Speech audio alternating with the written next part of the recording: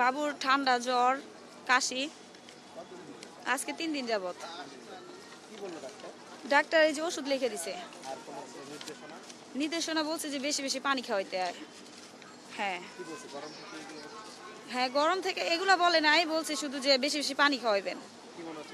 হ্যাঁ হ্যাঁ, গরম থেকে বারবার ঘেমে যায়, আর ঘরের ভিতরে অনেক গরম, তো ওই গরমে বাচ্চার শরীর বেশি গরম থাকে, এই কারণে হয়তো এরকম হইতেছে। জ্বর, এরপর ঠান্ডা, পাতলা পায়খানা, এই আজকে 1 সপ্তাহ তামাই ঢাকা মেডিকেল দেখাইছি, এই জায়গা থেকে আমাকে এই জায়গায় পাঠাইছে।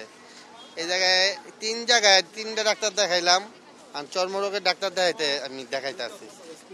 হ্যাঁ, স্কিনও সমস্যা, ও লাল লাল গোটা হয়েছে, এরকম চুলকায় ইয়া করে ফেলাইছে স্কিন। এটি গরম থেকে, জি গরমে শীতকালে আসিল না, এই কিছুদিন তামাই। বাচ্চার হচ্ছে আপনার এই যে জ্বর, তারপর গরমের কারণে অস্থিরতা, এরপর গায়ে লাল লাল গরমের গোটা উঠে গেছে। আচ্ছা, আপনার নোয়াখালী থেকে আসছি, আগে ওইখানে ভর্তি ছিলাম, এখন এখানে দেখানোর জন্য আসছি।